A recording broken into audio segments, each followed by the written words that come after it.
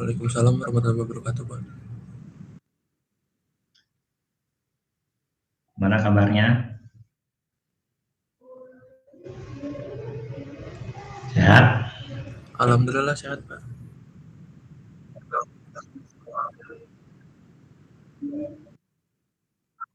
Kemarin saya kasih PR banyak ya, gimana? Selesai?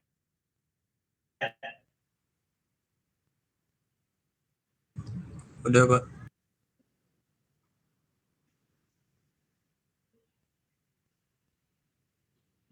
Oh iya, Pak, sebelumnya saya boleh izin ke kamar mandi dulu nggak, Pak?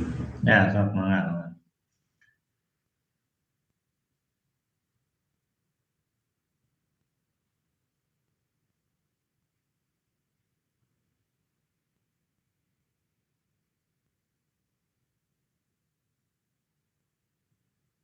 Baik, kita bahas dulu PR yang kemarin ya, biar kalian sebelum ke chapter berikutnya udah benar-benar paham tentang costing ya.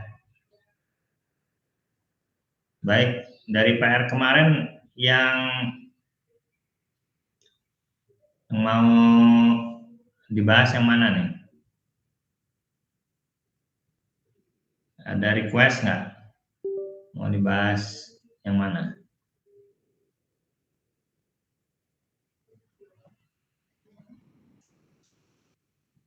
Atau nggak perlu dibahas? Udah bisa, ada ngerti. Halo? Halo?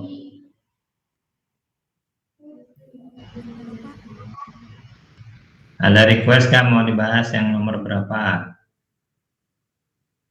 Kalau saya pengen yang 438. Yang 438.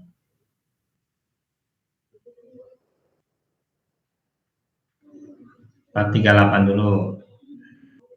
Yang sebelumnya 4 berapa ya? 432 ya bukan? Yang pertama 4 berapa? 422.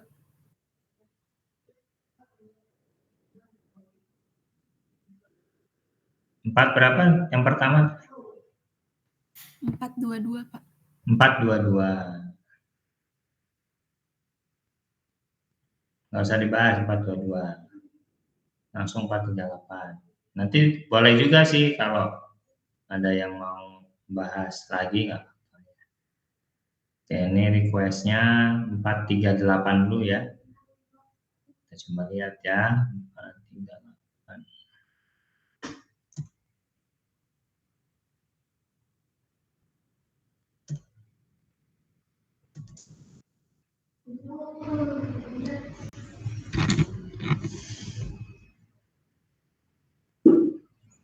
Saya sambil share screen ya.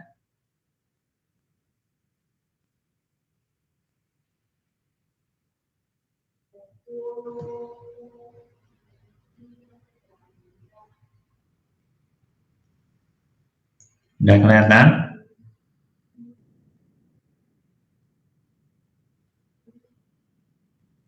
Halo? Ada Pak. 438. Ini service industry job costing. Ini job costing untuk perusahaan jasa ya. Dengan 2 biaya langsung, 2 biaya tidak langsung ya. 2 jenis, 2 kelompok biaya langsung dan 2 kelompok biaya tidak langsung. Ini lanjutan dari 437. Oh, berarti lanjutan dari, berarti kalian harus baca dulu 437-nya ya. Service industry job costing law firm. Jadi ini konteksnya yang dibahas di 437. Kidman and Associates is law firm, ini ya, firma hukum atau apa sih, kantor pengacara ya. specializing in labor relations and employee related work, spesialis di hukum perburuhan lah kira-kira. It employs 30 professionals, mempekerjakan 30 orang karyawan, yang mana dari 30 itu 5 partner dan 25 associate. Ini pangkatnya ya. Pangkatnya ada partner sama associate. Who work directly with its client, yang bekerja langsung dengan klien masing, dengan klien-kliennya. The average budget total compensation per professional for 2020 is 97,500. Rata-rata kompensasi per orang, per karyawan adalah sebesar itu, $97.500. Each professional is budgeted to have 1,500 billable hours to client in 2020.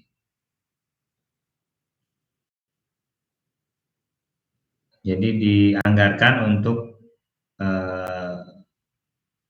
bekerja selama 1.500 jam ya dalam 1 tahun di kantor klien. All professional work for client to their maximum 1,500 billable hours available. Semua profesional itu bekerja maksimum 1.500 jam. Billable itu berarti ini ya, dapat ditagihkan ya. Jadi kalau kerja di klien itu nanti ditagihkan. Nah, dianggarkannya 1.500 jam setahun. All professional labor costs are included in single direct cost category and are traced to jobs per hour basis. Jadi semua pekerjanya itu upahnya atau gajinya itu dikategorikan sebagai biaya langsung yang akan ditelusur atau di tracing ya kepada klien sesuai dengan pesanan atau job atau pekerjaan dengan dasar jam per jam ya.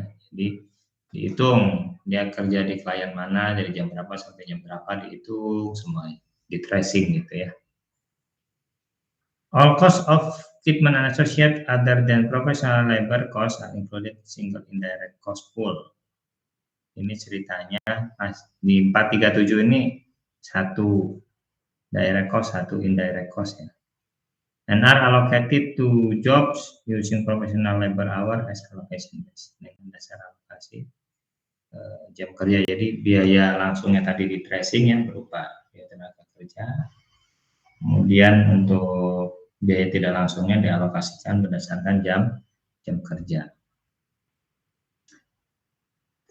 Total indirect cost-nya untuk tahun 2020 sebesar 2.475.000. Yaitu konteks 437. Sekarang di konteks 438. Kidman has just completed a review of its job costing system. Sudah mereview sistem job costingnya.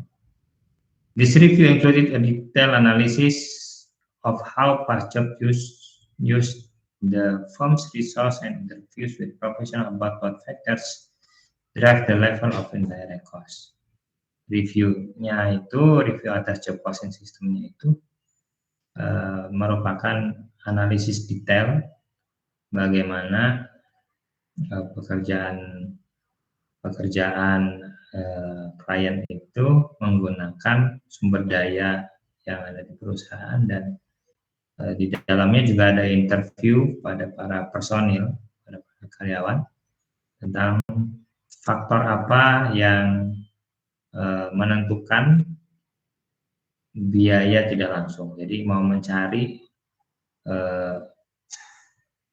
apa namanya cost drivernya apa sih, pemicu biayanya apa, sehingga dasar alokasi yang tepat apa. Karena kan sebelumnya di 437 dasarnya adalah jam kerja ya. Manajemen concluded menyimpulkan that a system with two direct cost categories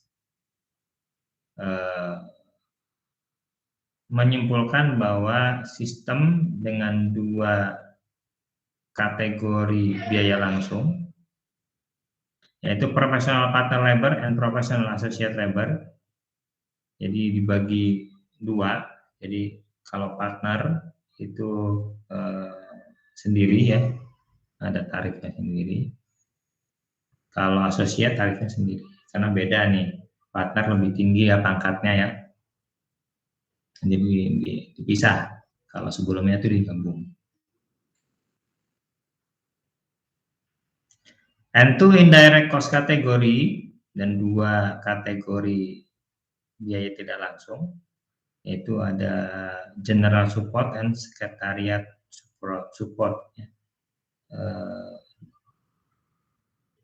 Would yield more accurate job cost. Jadi dengan dua kategori itu nanti perhitungan biaya akan lebih akurat. Budgeted information for 2020 related to the two direct cost category as follows. Jadi ini data-data terkait direct cost-nya ya. Untuk 2020 jumlah kategori karyawan yang ada partner sama associate, partner 5, associate 25. Kemudian hours billable time per profesional, jumlah jam kerja per karyawannya 1.500 jam yang bisa ditagihkan. Kemudian total compensation average per profesional, jadi rata-rata kompensasi per profesional 210.000 untuk partner, dan untuk associate 75.000.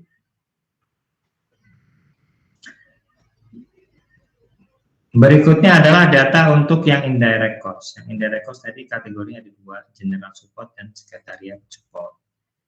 Ya, total cost-nya general support 2.025 dan sekretariat 450.000. Dasar alokasinya, nah ini bedakan. Jadi kalau yang general support ya itu jam kerja, ya jam kerja total jam kerja. Sedangkan kalau untuk sekretariat hanya jam kerja partner, ya karena mungkin sekretariat itu banyak ngurusin keperluan partner lah, sehingga dihitung jam kerja partnernya. Ya. Sedangkan kalau general support semuanya, baik partner maupun asosiasi, sehingga dasar alokasinya lebih cocok kalau pakai total jam kerja. Itu ya, konteksnya begitu antara kasus di 437 dan 438. Sekarang kita lihat pertanyaan nomor 1. Compute the 2020 budgeted direct cost rate for professional partner and professional associate.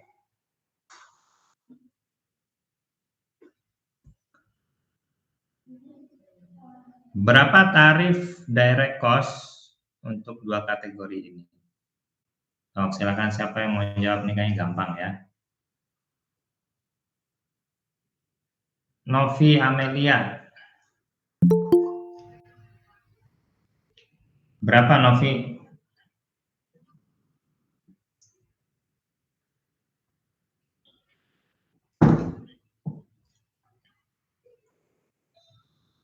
Jawabannya berapa?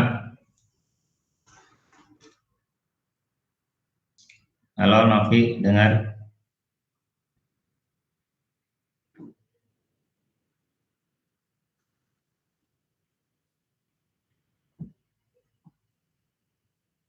Nggak ada Novi? Ada chat nggak dia ke ini nggak? Wah, nggak ada chat, dia izin ke belakang. Kayaknya sinyalnya bermasalah, Pak. Chat aja kalau ini, kalau nggak bisa ini ditungguin nggak ini, chat. Kalau chat insya Allah nyampe. Ada gangguan chat aja. Ya. Oke, kita ganti Muhammad Aulia. Muhammad Aulia. Ya, yang nomor 1. Tarifnya berapa?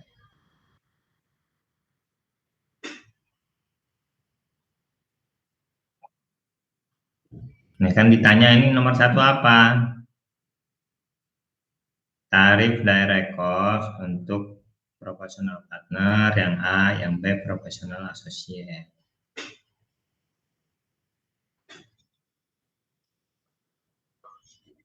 Yang mana? Yang A berapa? 140 per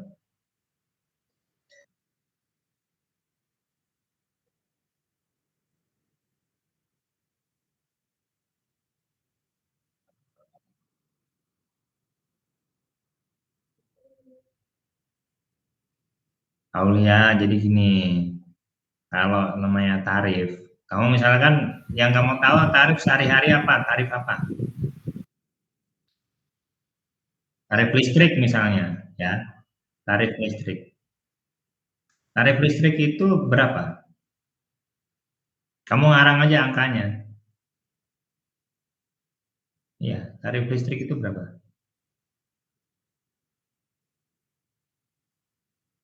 Nah, per apa?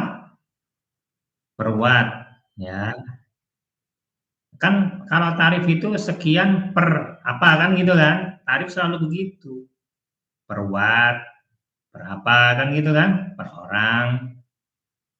Yang namanya tarif tuh pasti gitu. Sekian rupiah per apa gitu. Nah, saya tadi tanya, kamu bilang 140 itu per apa? Nah, gitu. Namanya tarif tuh gitu ya, Aulia ya. Kamu kalau jawab tarifnya berapa, sekian per jam. Nah, ya atau per hari atau per tahun atau per orang. Jadi kalau misalkan ada pertanyaan, berapa tarif overhead? Nah, kamu jawab tarif overhead itu sekian rupiah misalnya, per apa dasar alokasinya, per jam kerja misalnya, ya. Selalu kalau tarif itu ada pernya, per kilo bisa, per apa gitu. Ya. Nah, bentar. Tadi jawaban kamu 140 per jam untuk yang A ya.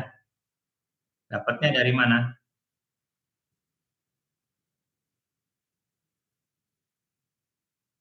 210.000 dibagi 7.500. 7.500 dari mana?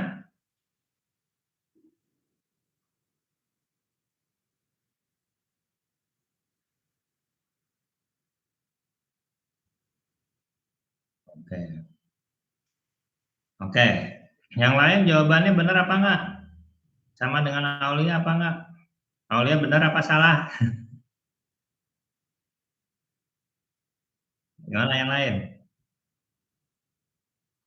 Sama jawabannya 140 per jam atau beda? Halo? Sama Pak. Sama. 210.000 per 7.500. Harusnya per 7.500 atau per 1.500. Nah, kan? Kenapa nggak per 7.500?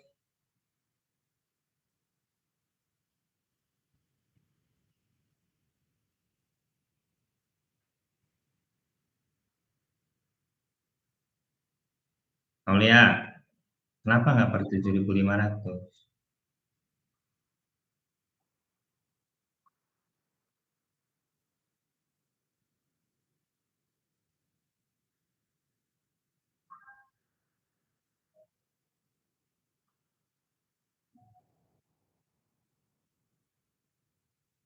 Oh, jadi 210.000. Kalau mau semuanya berarti 210.000 kali 5 gitu ya. Dibagi 1.500 kali 5 kan gitu ya. Jadi atau 210.000 dibagi 1.500. Ya, berapa? 210.000 dibagi 1.500 nih.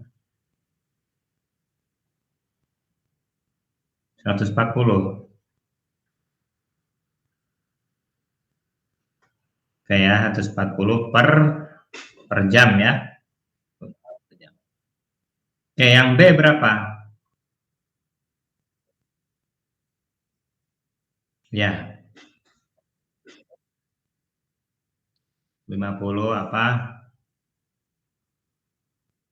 50 dolar per jam. Nah, ya, 50 dolar per jam dari mana?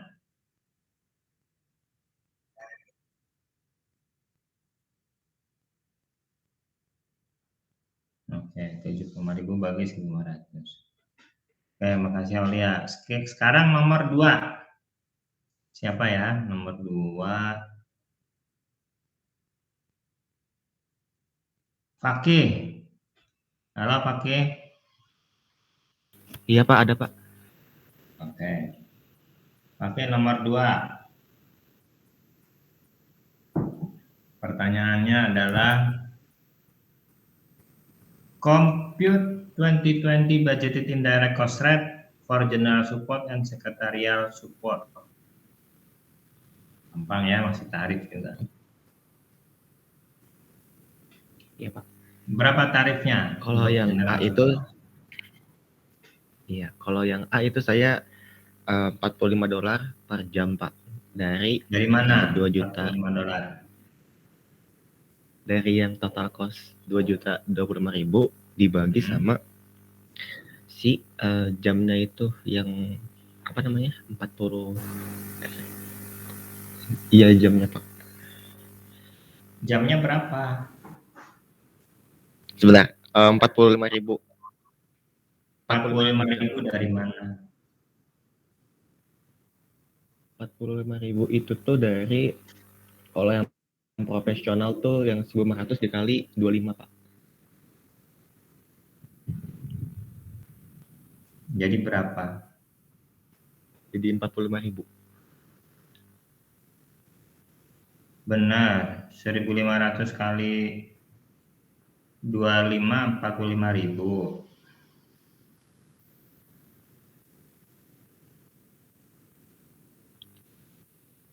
Kamu coba lihat kalkulatornya, 1.500 kali 25 berapa? Salah Pak, maaf Pak.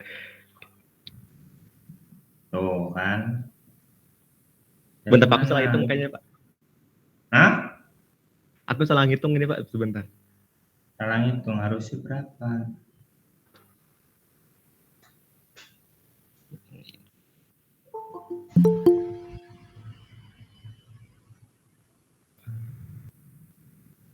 Kalau kamu nggak ngitung sendiri ketahuan nih. Kalau nggak ngitung sendiri pasti ketahuan. Saya kan udah wanti-wanti ke kamu. Ini tuh saya kasih PR supaya kamu itu tahu benar. Hitung sendiri. Ya, jangan lihat punya teman. Jadi kamu belajar. Apa artinya PR buat saya? Nggak ada. PR itu buat kalian ya. Supaya apa? Supaya tambah pinter. PR buat saya apa artinya? Nggak ada artinya. PR itu buat kalian supaya kalian tambah pintar, lebih ngerti ya konteksnya, apa yang saya sampaikan, apa yang saya ajarkan konteksnya ketika diterapkan di kasus tuh kayak gimana. Ya. Jangan lagi kalau kasih PR ya, kerjain sendiri. Belajar. Ya, sayang kamu. Ya. Nanti. Iya Pak, ini Pak udah Pak. Saya udah ngitung lagi. Kalau yang ini yang profesional itu, yang general maksud saya Pak. Yang general itu si total cost-nya yang 2.025.000 dibagi sama profesional labor cost kan Pak. Nah, profesional labor cost itu dia tadi berapa sih? Gimana? 1.500 dikali sama 25 itu Jadi hasilnya berapa? 37.500. Jadi 54 per jam. 54 per jam. Iya. Tadinya kamu jawab berapa? Tadinya aku salah hitung, Pak. Si itu tuh tadi 45.000. Jadi 45 jam. $45 per jam. 45 terus kamu ganti jawabannya jadi 54 gitu. Iya. Oke, sekarang coba yang lain. Menurut kalian gimana? Bener nggak? Kata Aulia. Alda,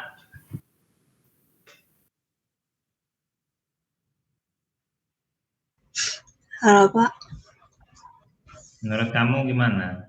Bener, kata Aulia. kalau saya sama sih. Berapa jawaban kamu? Bawahnya 150 dikali 25. 1.500. 1.500 kali 25. Jadi hasilnya berapa, Alda?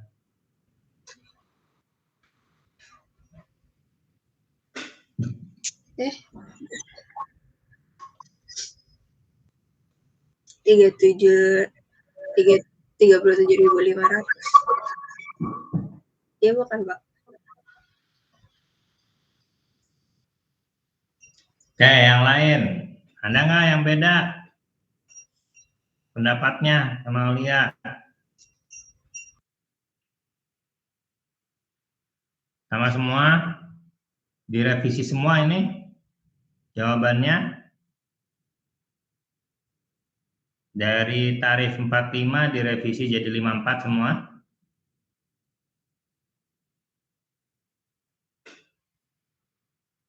Pak, saya pengen bertanya kan 2.025.000-nya dibagi profesional labor hours.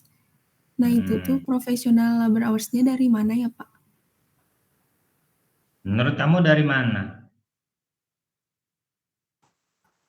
Dari yang hours of billable time, tapi nggak tahu, Pak. Iya benar, dari hours billable time benar. Harus pede, Yomi, nggak apa-apa salah ya. Salah nggak apa-apa. Saya lebih senang kamu salah, terus kamu menyadari kesalahan daripada kamu nggak tahu kamu salah. Nah, tadi saya udah nunjukin kesalahan kamu, ya.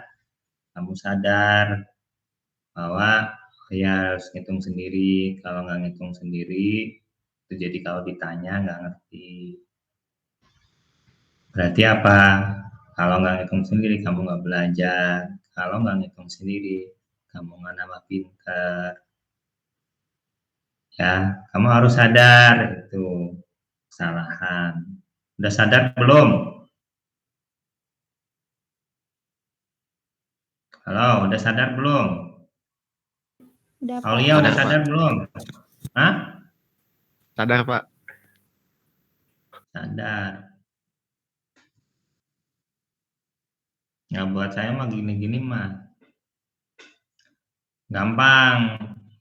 Lihatnya kalian ngerjainnya kayak gimana tuh bisa kelihatan dari sini. Ya. Oke, saya jelasin ya kesalahan kalian nih. Jadi jawabannya 45 tuh udah benar. Yang salah itu apa? Penjelasan. Ketika ditanya dari mana 45? Kamu bingung 45 dari mana ya? Dari 2.025 dibagi 1.500 kali 25 apa? Kan hasilnya nggak begitu. Jadi apa? 2.025 dibagi 45 ya udah benar dibagi 45. 45-nya dari mana? Kamu bingung karena nggak ngerjain sendiri. Kalau orang ngerjain sendiri tahu 45 itu dari mana. 45.000 itu jumlah jam yang partner ditambah jumlah jam yang associate. Jadi profesional itu ada dua macam, ya kan profesional hour. Profesional itu ada dua kelompok kan, profesional partner sama profesional associate. Nah, ini general support ini dialokasikan menggunakan jumlah jam semuanya. Jumlah jam partner ditambah jumlah jam associate. Jumlah jam partnernya adalah 1.500 kali 5, yaitu 7.500. Jumlah jam associate-nya adalah tadi berapa? 1.500 kali 25, 37.500. 37.500 tambah 7.500 semuanya kan 45.000. Jadi 2.025.000 ya dibagi 45.000 hasilnya berapa?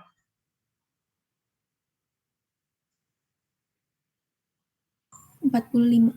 45 dolar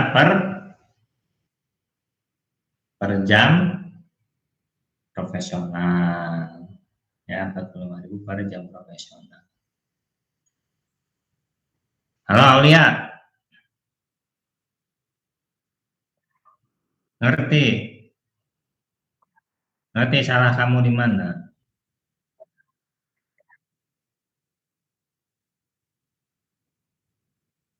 Oh, Fakih ya. Fakih, Iya, hadir Pak. ngerti salahnya kamu? Iya, ngerti Pak. Tadi aku nggak ditambah sama yang si 7.500-nya. Ya, kenapa nggak ditambah? Kan kamu tadi awalnya udah bener. Ketika ditanya, karena kamu nggak ngerjain sendiri, kemana-mana kan? Iya, betul Pak. Jangan lagi ya, saya udah ingetin ya. Tujuan kamu belajar itu biar kamu ngerti. Tujuan saya ngasih PR tuh bukan buat apa-apa, biar kamu benar-benar ngerti konteksnya, apa yang diajarkan Pak Anas tuh konteksnya gimana sih, ketika diterapkan di kasus tuh kayak gimana sih. Karena kalau saya cuma ngajarin teori aja, kamu nggak ngerjain soal, nggak ngerjain kasus, kamu nggak terlalu kebayang gimana sih apa yang saya ajarkan tuh, ngomongin apa sih sebenarnya gitu. Nah, kalau di sini jadi kelihatan, oh ini gunanya untuk menghitung ini gunanya untuk menghitung ini, konsep ini.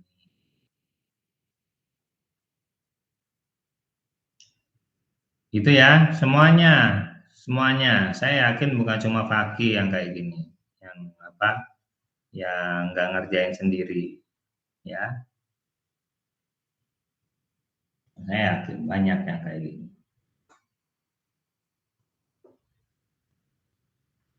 Kenapa saya yakin begitu?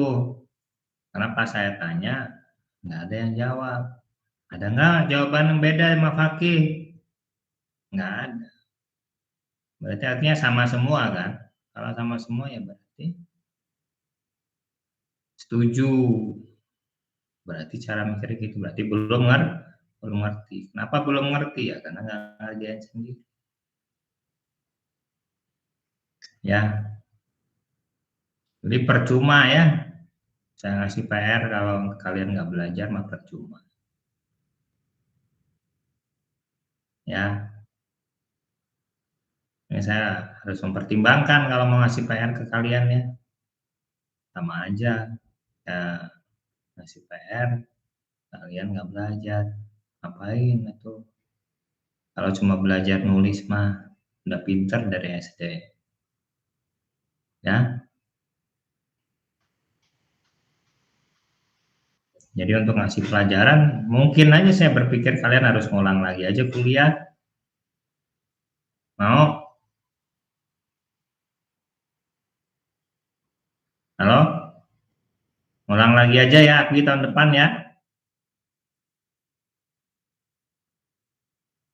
Kalau nggak mau belajar,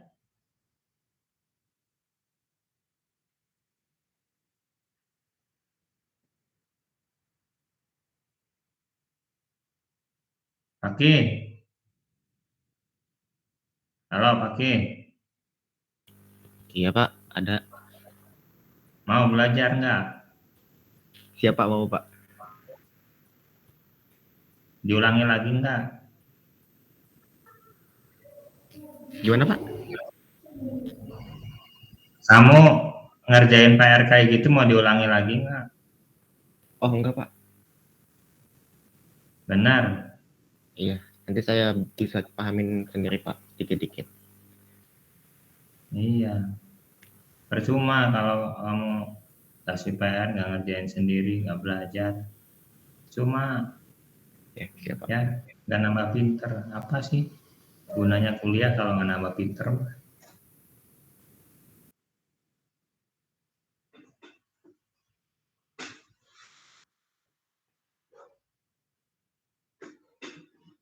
Yang paling penting kuliah itu adalah attitude ya. Ya, paling penting tuh attitude ya. Kalau kalian udah kuliah terus nggak ada curiosity, nggak ada rasa penasaran, nggak pengen tahu, nggak pengen belajar, cuma lah kuliah. Kalau attitude-nya begitu.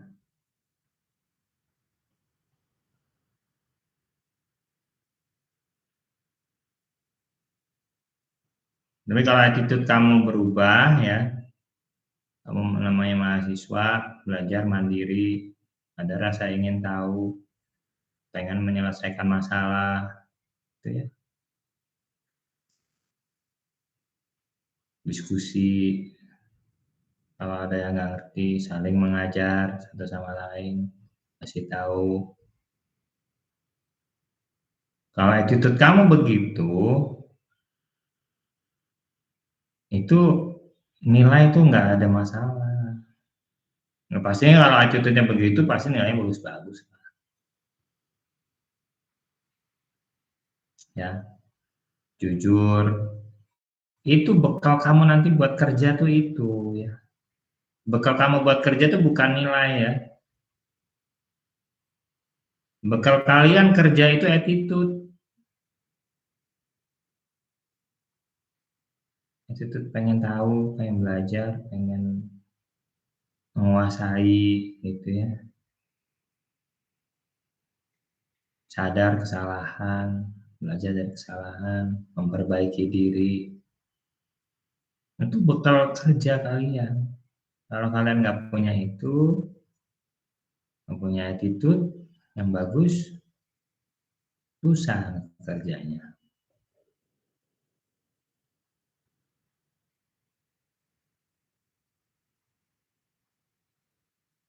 Kayak ini kesalahan sekali ya.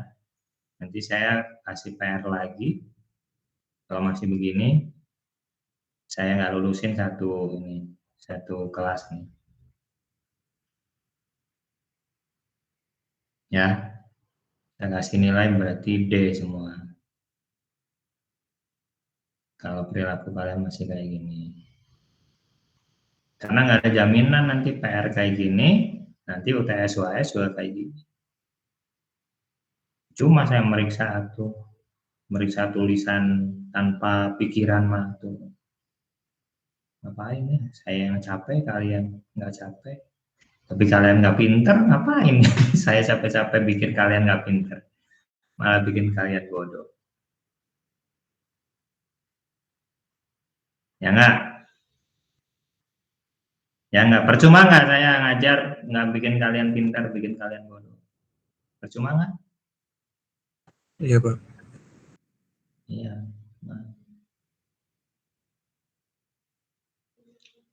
Buat saya mah gampang nggak ngelulusin kalian tuh gampang. Ya.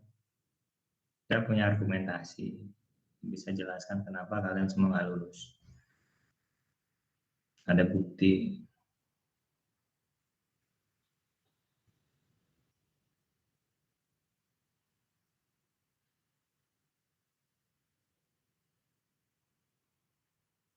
Ingat kata-kata saya, di mata kuliah apapun, ya, di mata kuliah apapun,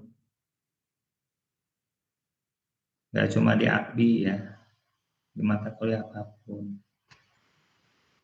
Saya nggak pengen ya lulusan Unpad, kalian mahasiswa Unpad, kemudian nanti lulus ya, terus nggak punya attitude yang baik. Ya jadinya malu-maluin Unpad dong. Wah IPK-nya bagus ya kan, tapi nggak pas disuruh ngerjain apa nggak bisa. Kenapa nggak bisa? Ya nggak tahu gimana. Disuruh ngitung tarif, nggak tahu gimana. Gimana ceritanya? Cuma ngitung tarif aja nggak bisa. Jadi sarjana, IPK-nya di atas 3. Nah gimana coba? Ya malu lah Bapak. Malu saya.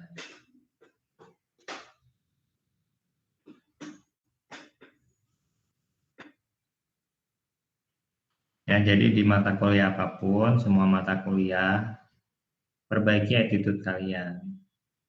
Saya udah nunjukin kesalahan kalian nih ya. Salah nggak masalah, kamu harus bersyukur juga ditunjukin kesalahan sama saya. Sebelum kesalahan itu berlanjut lebih dalam lagi. Ya,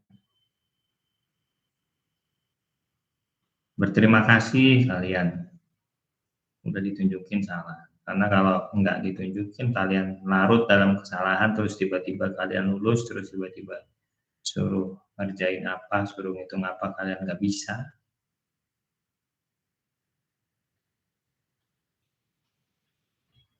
Ya, kamu mengecewakan semua orang.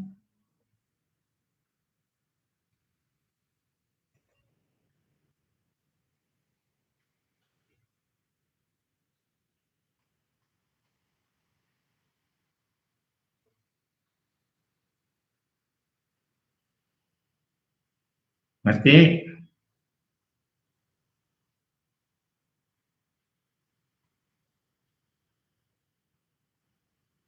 Siap Belum? ngerti Pak. Ya, jadi saya coba kasih banyak lagi kalau kalian masih kayak gitu. Ya udah, saya langsung mengambil kesimpulan aja kalian nggak layak lulus aja gitu.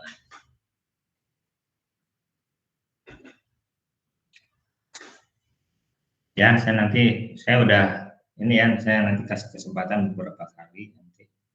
Kalau attitude-nya belum berubah, ya kesimpulan saya gitu.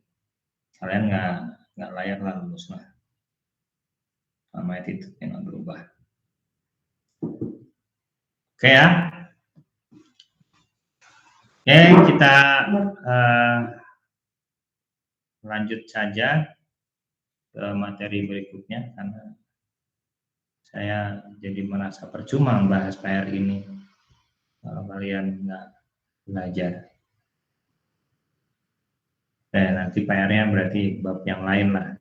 Kalian ini silahkan mau kerjain lagi sendiri ya, biar ngerti ya, kerjain lagi.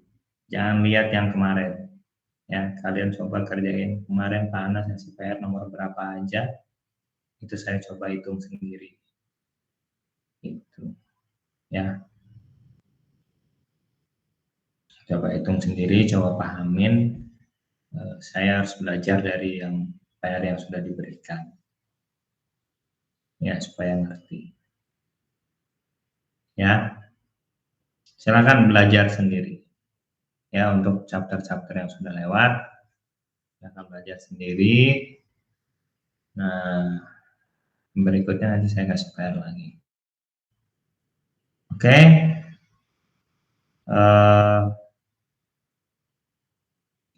Saya lanjut aja ke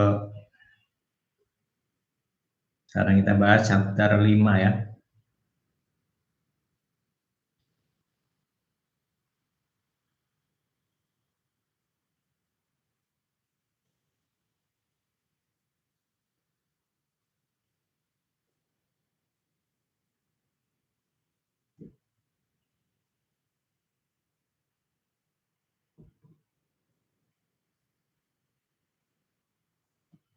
Oke, chapter 5 bahas mengenai activity based costing and activity based management.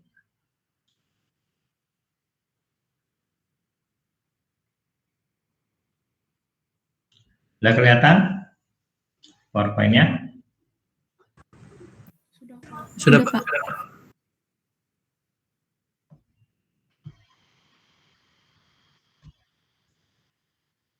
Oke, ini latar belakangnya ya. Jadi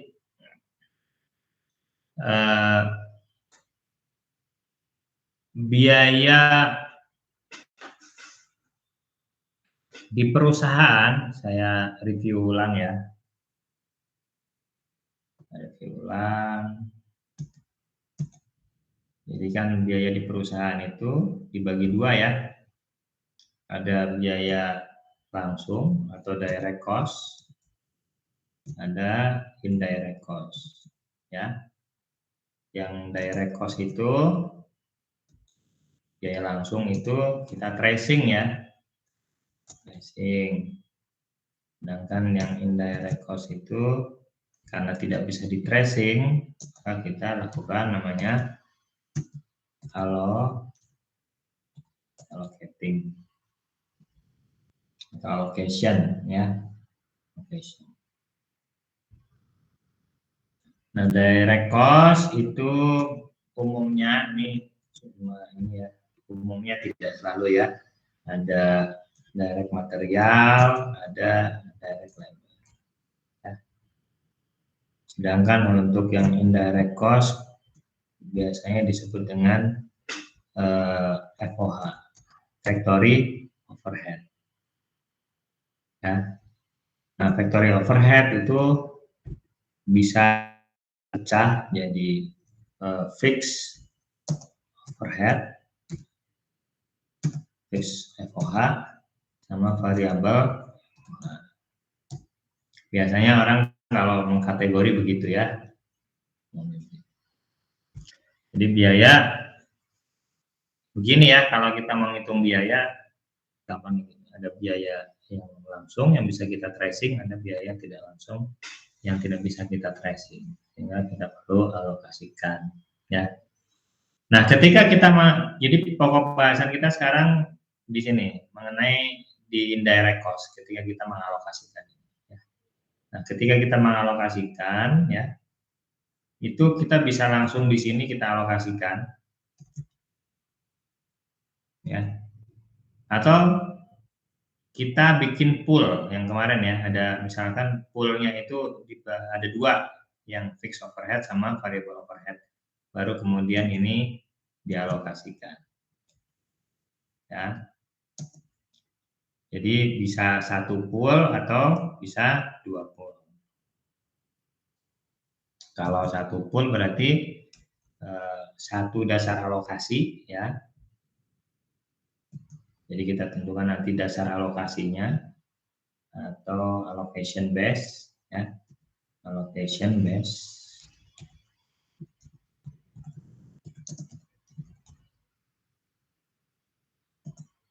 Setelah dapat allocation base, nanti kan kita dapat rate ya, FOH rate, yaitu FOH dibagi allocation base-nya ya. Yang mana nanti di sini ada apa namanya? Ada dua pendekatan, ada normal costing, ada actual costing ya. Sudah dibahas. Ini kalau satu dasar alokasi. Kalau dua dasar alokasi berarti masing-masing ya. Ini nanti punya allocation base-nya masing-masing. Jadi yang fixed overhead ada allocation base-nya, yang variable overhead juga ada allocation base-nya. Setelah punya apa namanya allocation base, maka akan ada tarifnya. FOH rate fix, FOH rate. Nah, ini variabel setelah ada dasar alokasinya, jadi variabel FOH rate.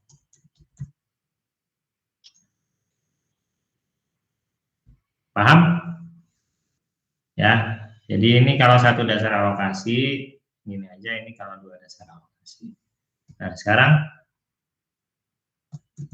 kita asumsikan misalnya yang paling sederhana kan sebenarnya satu dasar alokasi ya, yang paling sederhana. Ya.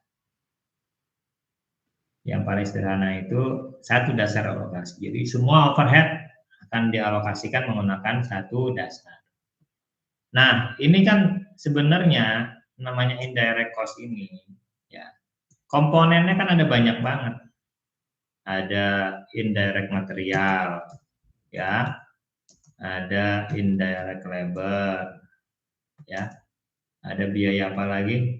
Listrik misalnya, listrik, ada utilitas, ada sewa, rent, ya, ada apa? Depresiasi, ya, depreciation, dan lain-lain ya. Ini ada banyak banget. Semua biaya itu dikumpulkan dalam satu wadah yaitu FOH, kemudian dicari dasar alokasinya, kemudian dapat tarifnya. Nah, setelah dapat tarif baru nanti dialokasikan. Alokasinya tarif dikali dasar alokasi, kuantitas dasar alokasi suatu cost object. Ya, ingat-ingat lagi di materi yang minggu lalu ya. Oke, jadi di sini ya, di proses ini, nah ini ada yang mengkritisi. Recall that plan overhead is applied to production in rational systematic manner using some type of averaging. There are a variety of methods to accomplish this goal. This method often involves trade-off between simplicity and realism. Jadi di sini, ini kan pakai rata-rata. Ini kan kita rata-ratain. Jadi misalkan ya, nih kita contohin ya. Indirect material 100 misalnya ya. Indirect labor 50, listrik 20, utilitas 70 misalnya, rent 150, depreciation berapa? 60 misalnya. Ini kan kita totalin, kita kumpulin jadi satu ya kan? Ya, totalnya berapa nih? Total overheadnya. Misalnya ini ilustrasi aja ya, biar kalian lebih ngerti ya. 150 tambah 150 300, 300 tambah 150 400, 30 tambah 20 jadi 450 ya. 450 dolar ya ceritanya, ini di dalam dolar. Nah, ini misalnya ya total overheadnya 450 dolar. Kemudian kan kita tentukan dasar alokasinya, misalnya dasar alokasinya adalah jam kerja ya, jam kerja, DLH, direct labor hour ya, direct labor hour, misalkan apa aja 900 direct labor hour ya, jam kerja. Maka ketika kita mengalokasikan kan kita bikin tarif dulu ya. FOH rate-nya berapa? FOH rate jadi berapa di sini? 0,5. 0,5 dolar. 0,5 dolar dolarnya. 0,5 per apa? Jam. Kalau tarif selalu ada pernya. Per DLH ya, per direct labor hour, ya kan, per direct labor hour. Baru nanti ketika kita mengalokasikan satu cost object, misalnya job nomor berapa atau klien nomor berapa gitu ya, tinggal alokasi misalnya ke job 1 misalnya. Tinggal job 1 berapa DLH? Job 1 misalkan 50 DLH.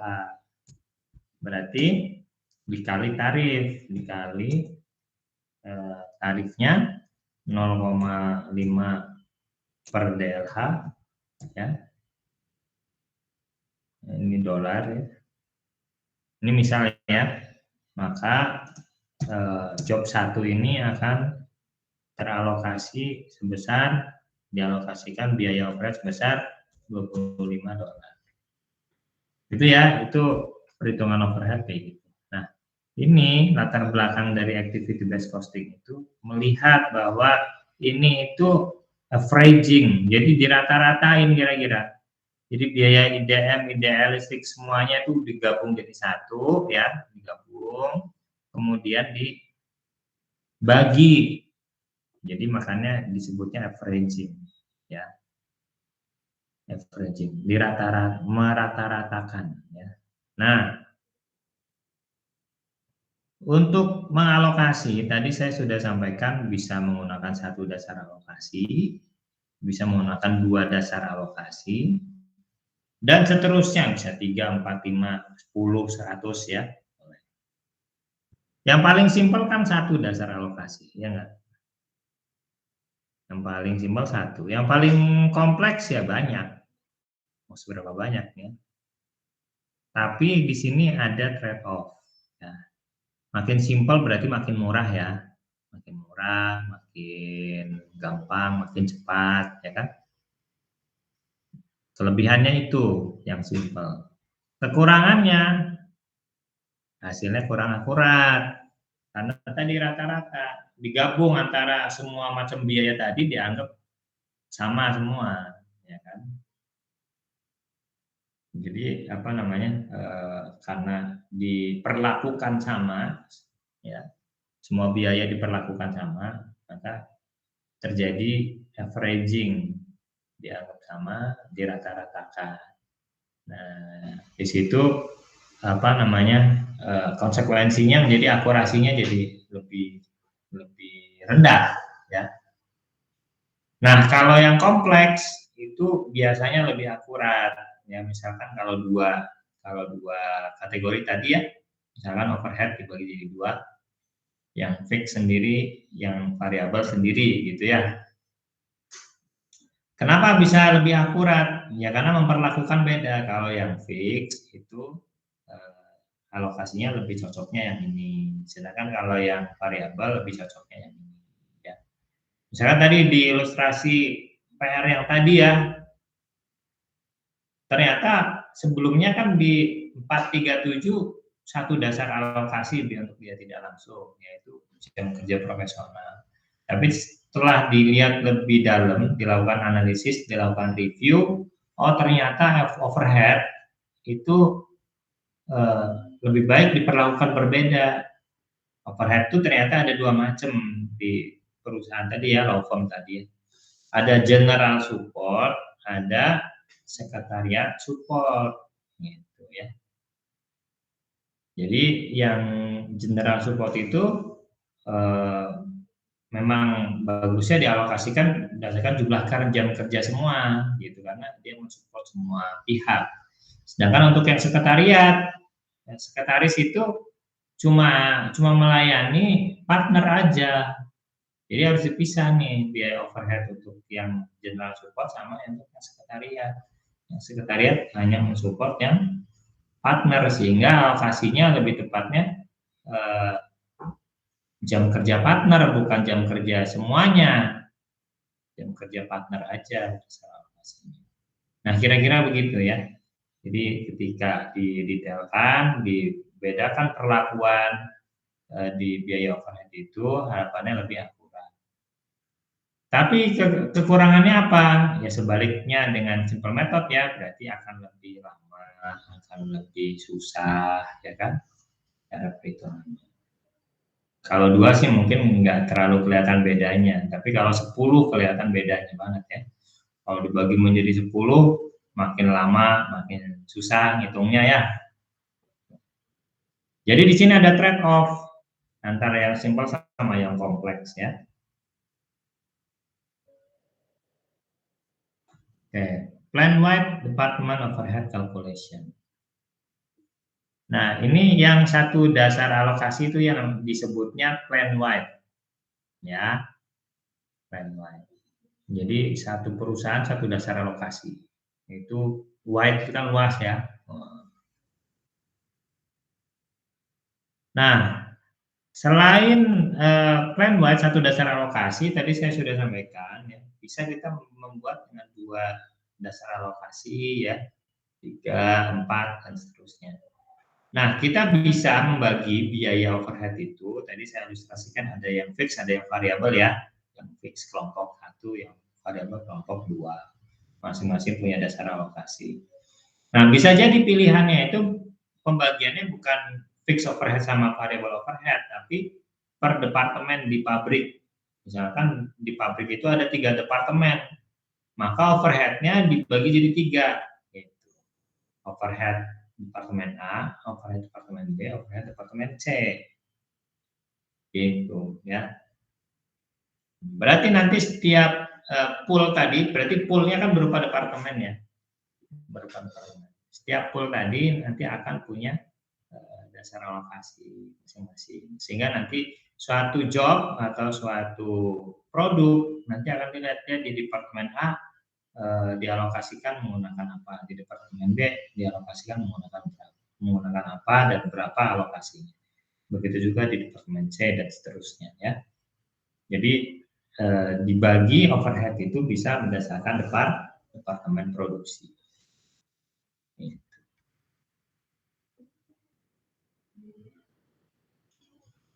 Nah, sekarang kita coba bandingkan bagaimana sebenarnya ya kalau kita menggunakan satu dasar alokasi atau menggunakan banyak dasar alokasi. Kita bandingkan sekarang. Taruhlah kasusnya seperti ini. Jadi di satu pabrik ada 2 departemen, yaitu departemen A dan departemen B. Ya, satu perusahaan ada 2 departemen produksi, departemen A, departemen B.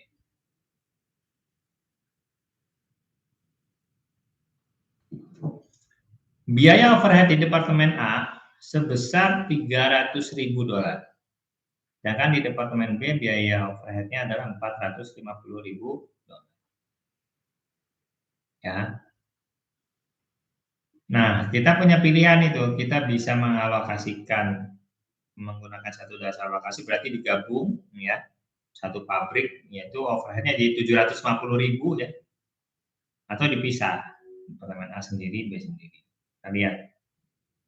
Ini yang terjadi di departemen A dan departemen B. Ini overheadnya tadi ya 300 sama 450. Kemudian DLH-nya jam kerja jam tenaga kerja langsungnya adalah di departemen A 8.000 jam, di departemen B 7.000 jam.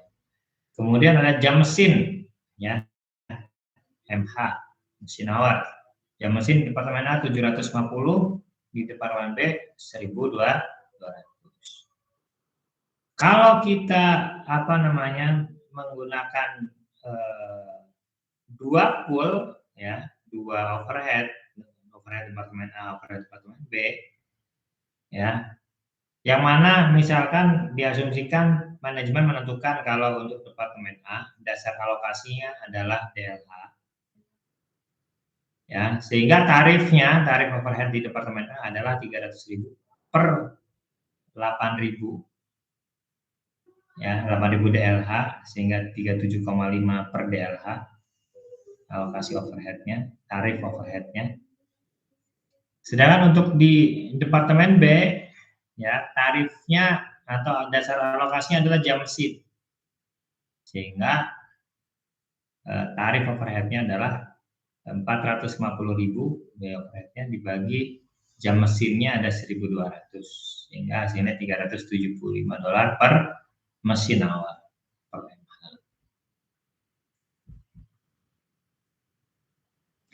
Nah, kalau kita menggunakan satu dasar alokasi atau satu pool, maka tarifnya berbeda ya. Misalkan kalau kita menggunakan, jadi semua dalam satu pabrik itu digabung semua 300 sama 450 ya, berarti 750. Kemudian misalkan dasar alokasi yang kita tentukan DLH. Kalau kita menggunakan DLH maka tarifnya adalah $50 per DLH, yaitu 750. 300 tambah 450 dibagi 15.000. 15.000 itu dari mana ini? 8.000 ditambah 7.000 ya DLH-nya ya. Total DLH di pabrik yaitu 8.000 tambah 7.000 yaitu 15.000. Sedangkan kalau kita menentukan dasar alokasinya adalah MH, mesin hours, maka tarif tunggalnya adalah 750.000 dibagi 1.950.000. 750.000 itu dari tadi ya, 450 tambah 300, kemudian yang 1.950 itu dari 1.200 tambah 750. Itu 1.950. Sehingga tarifnya adalah 384,62. Nah, sekarang kita bandingkan hasilnya. Kalau kita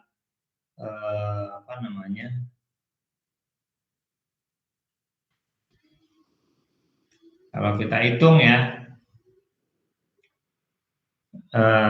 misalkan ini ilustrasinya kita akan mengalokasikan ke job job 457 ya, nama pekerjaannya job 457. Nah, ceritanya satu job ya, satu pekerjaan, satu proyek itu dikerjakan di departemen A ya. Ada di sini ya.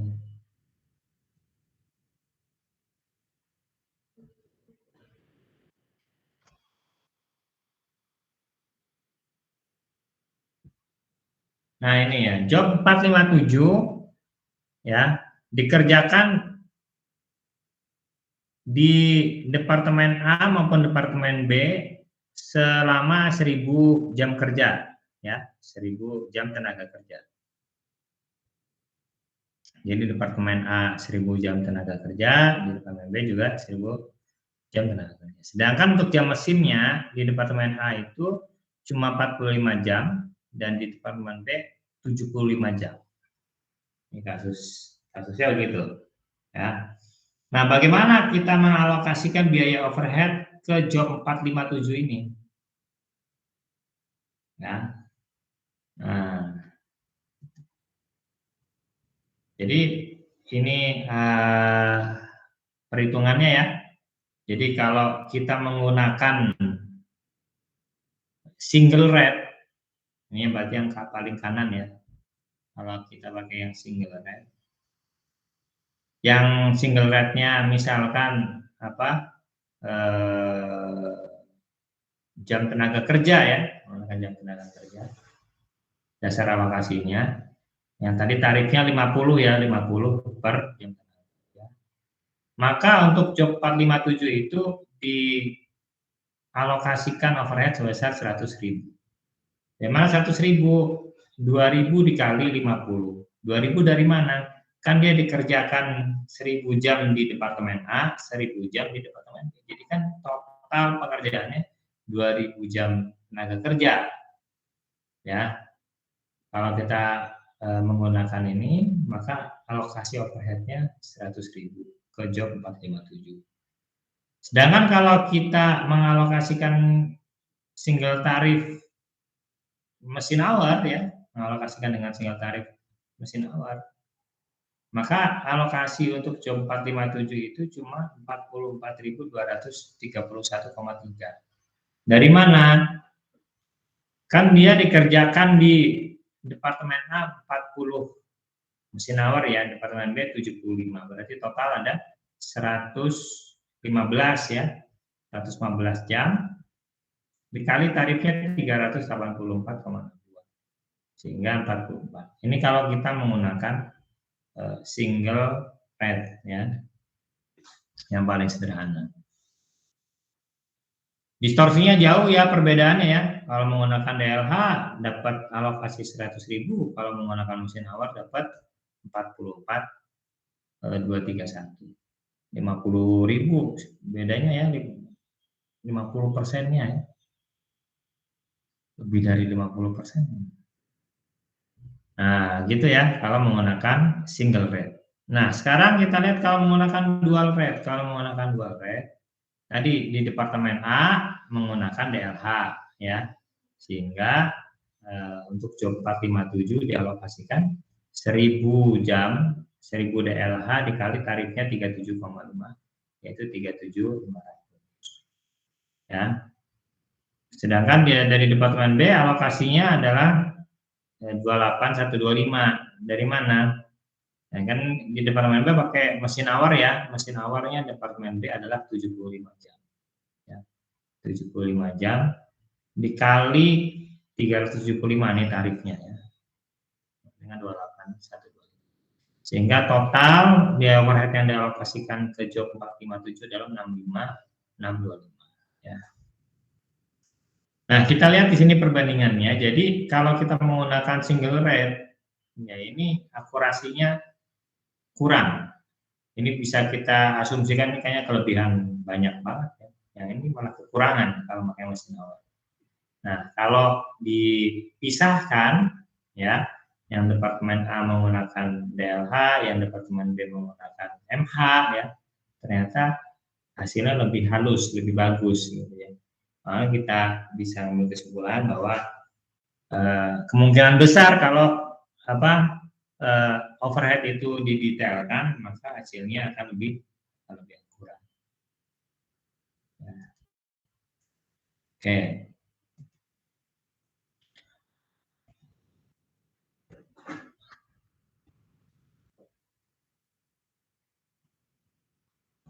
Oke, broad averaging. Nah, kalau untuk alokasi yang ini ya, alokasi yang plan wide ya, itu kan atau yang single rate itu kan tadi merata-ratakan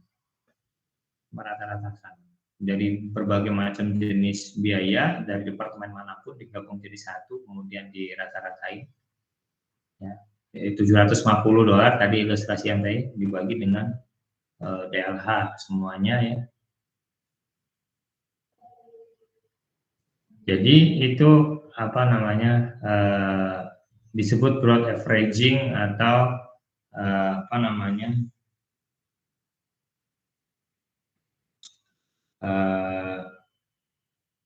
peanut butter, istilahnya ada peanut butter, selai kacang. Kalau kita bikin roti ya, kita rata-ratain kan ke semua sisi ya, jadi sama.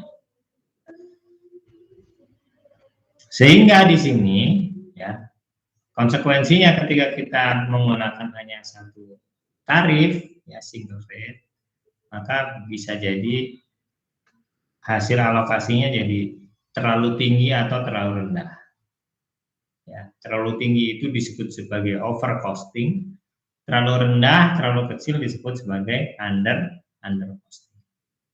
Jadi bisa jadi gitu kan. Kan kita lihat kayaknya kalau yang tadi ya ilustrasi yang tadi single rate menggunakan DLH jadi over costing ya, kegedean overhead yang dibebankan ke job 457. Tapi kalau menggunakan MH kita lihat dia under costing malah cuma 44. Jadi terlalu kecil alokasi overheadnya ya.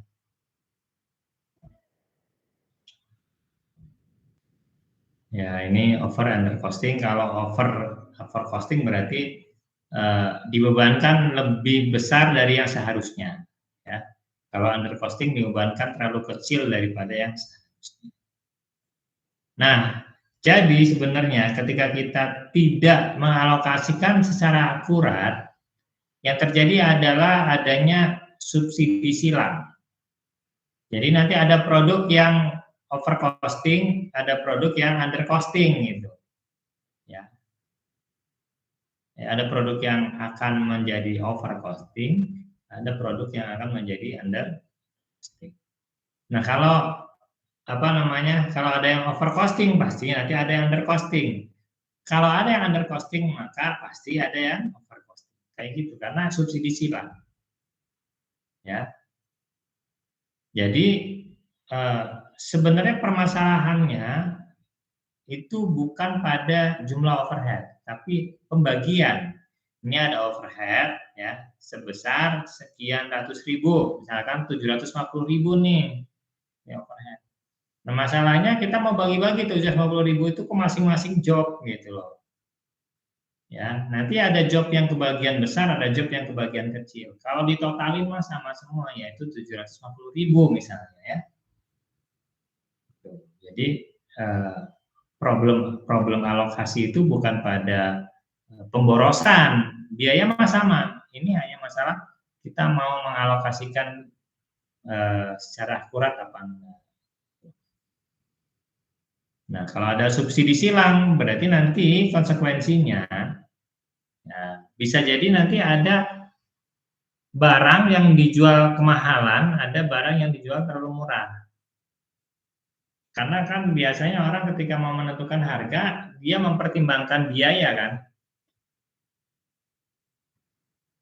Nah, kalau misalkan ketika mempertimbangkan biaya yang dipertimbangkan itu over costing, lebih besar dari yang seharusnya. Jadi misalkan dia seharusnya 80 biayanya, tapi karena over costing, dia dihitung biayanya 100.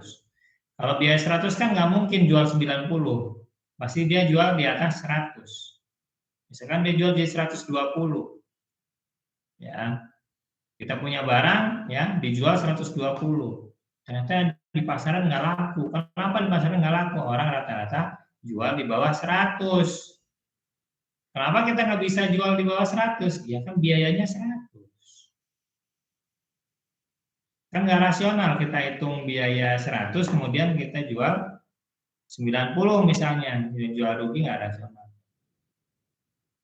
Ya, enggak. Nah, sebenarnya kan masalahnya bukan pada pada pemborosan atau inefisiensi, bukan, yaitu pada perhitungan yang tidak akurat. Jadi sebenarnya seharusnya itu produk itu biayanya 80 bukan 100. Kalau biayanya 80 mungkin bisa dijual 90. Ya. Nah, itu konsekuensinya kalau kita tidak akurat dalam menghitung biaya. Ya. Kemudian berikutnya yaitu ketika kita mau menentukan produk mana yang mau kita fokusin.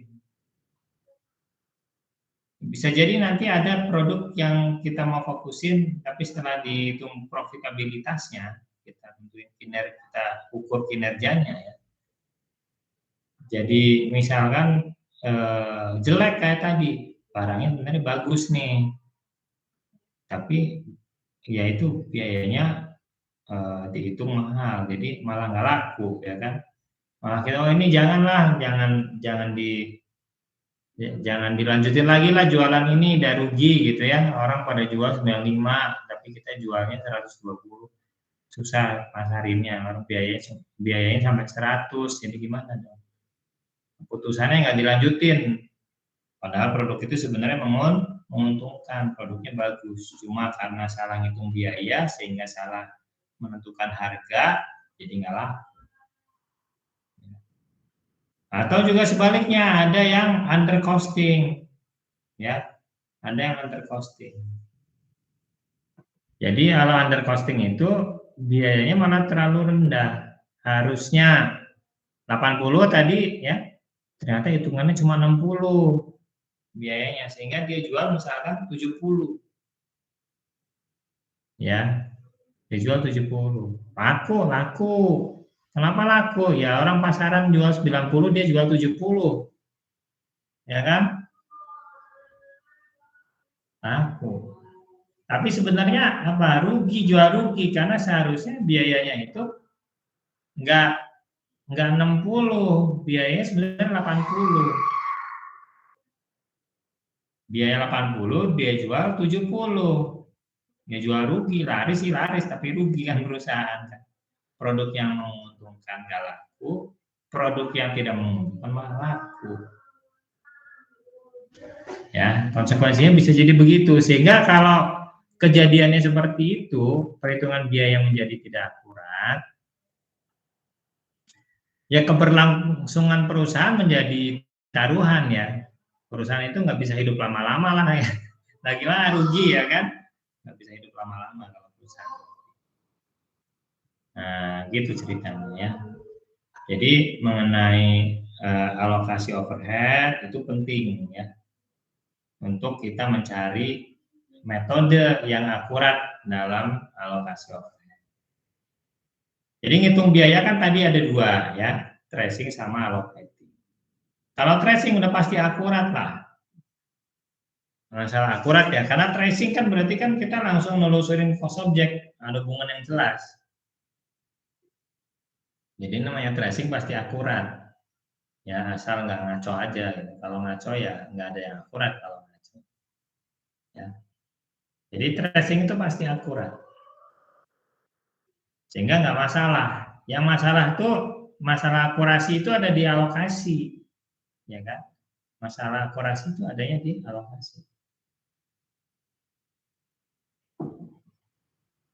Apakah alokasinya akurat apa enggak? Tergantung tadi ya.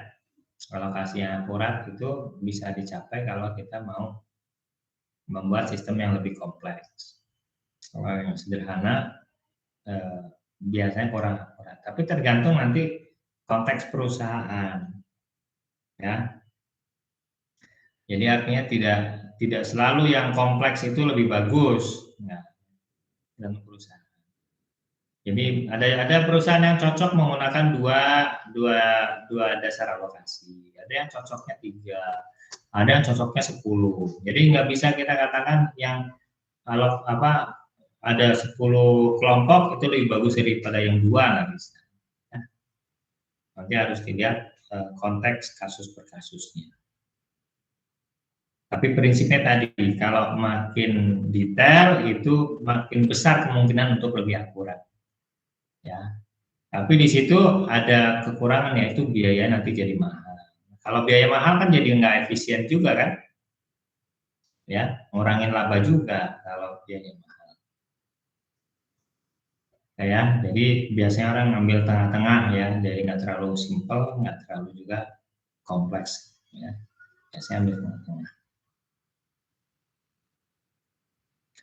Oke, nah itulah latar belakang dari activity based costing. Jadi activity based costing adalah satu pendekatan, satu upaya, satu teknik bagaimana mengalokasikan biaya overhead dengan lebih akurat menggunakan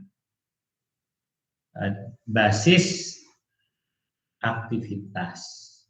Jadi kalau dilihat secara istilah ya, activity based costing, sistem biaya berbasis aktivitas. Jadi gimana sistem biaya berbasis aktivitas?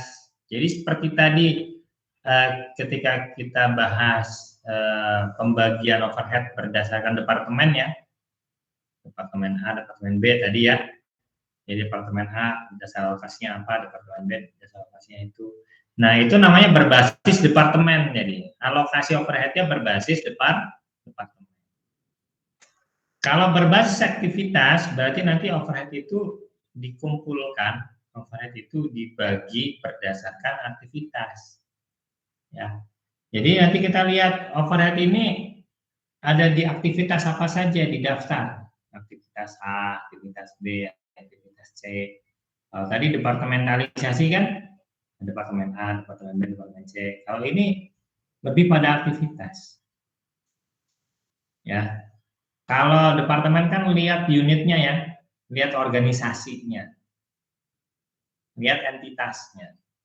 Kalau aktivitas enggak lihat bukan entitasnya, melihat pada pekerjaannya. Jadi ya, activity based costing itu punya paradigma bahwa yang menimbulkan biaya itu sebenarnya bukan departemen, bukan unit ya. Bukan organisasi. Tapi sebenarnya yang menimbulkan biaya adalah aktivitas. Jadi kalau tidak ada aktivitas apa-apa, jadi sebenarnya tidak ada biaya. Ya. Jadi biaya itu muncul karena ada aktivitas. Sehingga perlu diidentifikasi tadi ya, kita akan mengumpulkan biaya berdasarkan aktivitas. Nah, itu tantangan. Ya, ada aktivitas apa aja, kemudian nanti dihitung biayanya. Kayak tadi ya, biaya per departemen ya.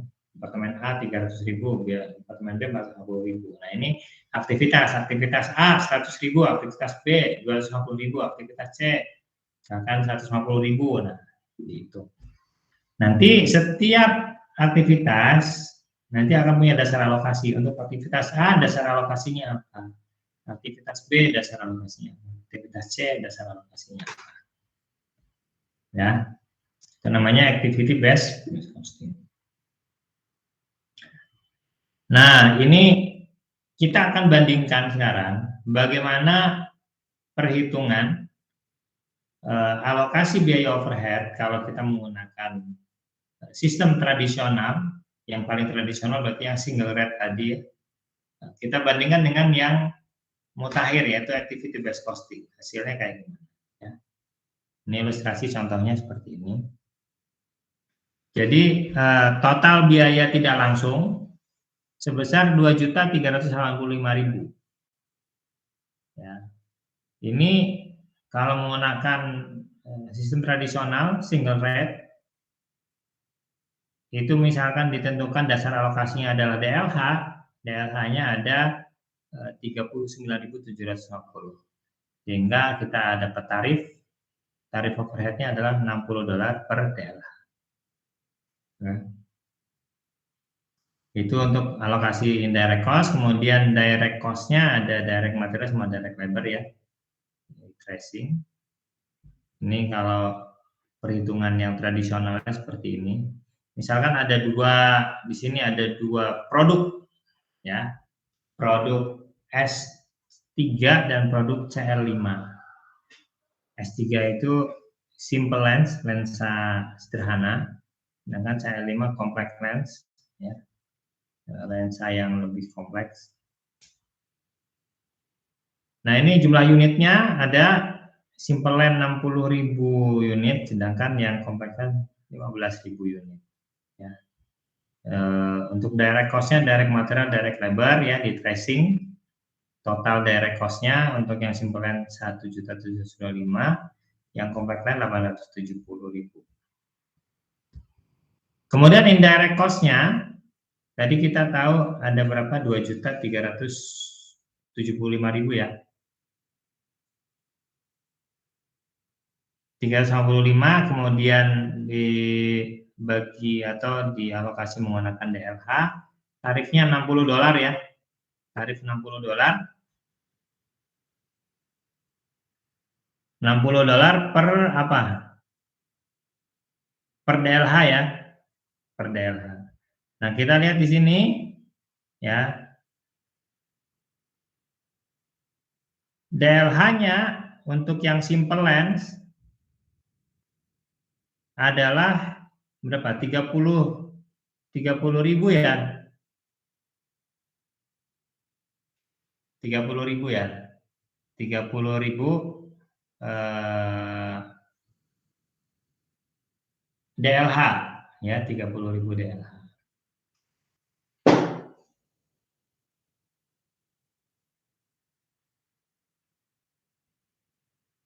$30.000 atau 60.000 ya. Ntar.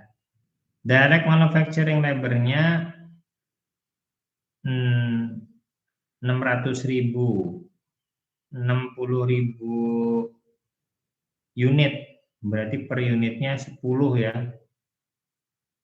Per unitnya 10 $10. $10. Oh, untuk mengerjakan 60.000 jam berarti ya. Gimana? Bisa kita tahu berapa? Indirect cost allocated 1.800.000, 1.800.000, tarifnya 60 per DLH ya, tarif 60 per DLH berarti benar ya, 30.000 jam ya. 1.800.000 dibagi 60 per DLH.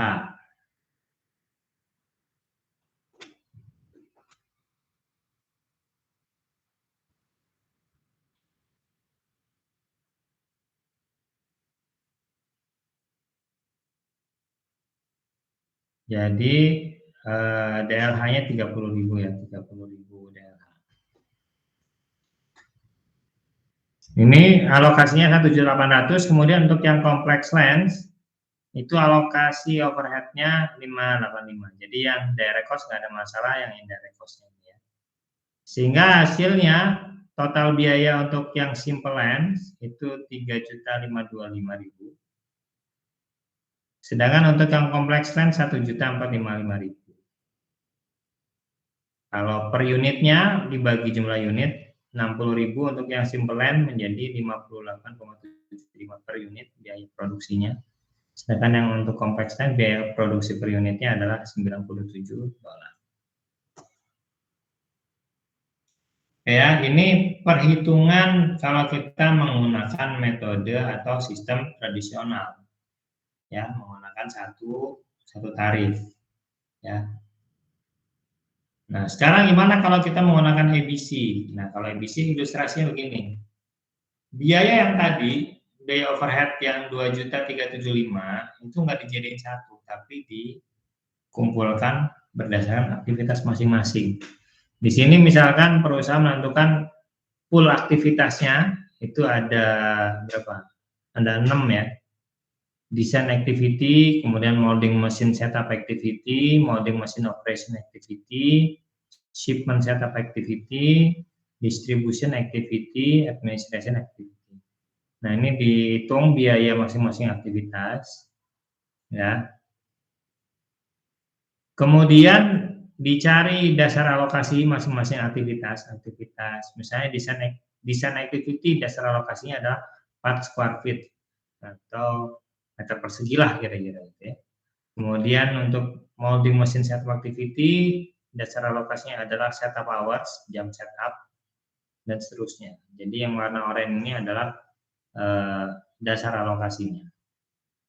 Ya. Sekarang kita hitung berapa jumlah totalnya, total aktivitas yang dianggarkan atau yang aktual, tergantung pendekatan kita apakah menggunakan normal costing atau actual costing ya. Kalau menggunakan normal costing berarti angkanya angka anggaran ya untuk mencari tarif. Kalau pakai actual costing berarti angkanya angka aktual. Nah, setelah dapat ya dasar alokasinya berapa, aktivitas biayanya berapa, maka kita akan punya tarif per aktivitas ya. Tarif overhead per aktivitas. Jadi misalkan di sini untuk yang design activity itu tarifnya adalah $4.500 per meter persegi kira-kira. 4 square feet itu misalnya anggap aja meter persegi aja ya.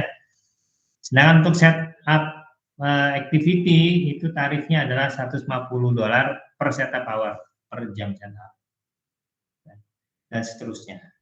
Jadi nanti satu cost object nanti akan dihitung biayanya dengan tracing dan dengan alokasi metode ini. Nah, kita lihat di sini ternyata setelah kita bedah si overhead yang 2.375 tadi, 385 tadi, ternyata ada biaya di situ di overhead yang ternyata bisa kita tracing, yaitu mold cleaning and maintenance. Ya, oh ini ternyata bisa di tracing nih ke masing-masing beda antara produk yang simple lens sama yang complex lens itu bisa dihitung. Ya. Berarti ini si aktivitas ini akan menjadi biaya langsung, ya. Jadi ada biaya yang tadinya masuk biaya tidak langsung, ketika dianalisis dia menjadi biaya langsung.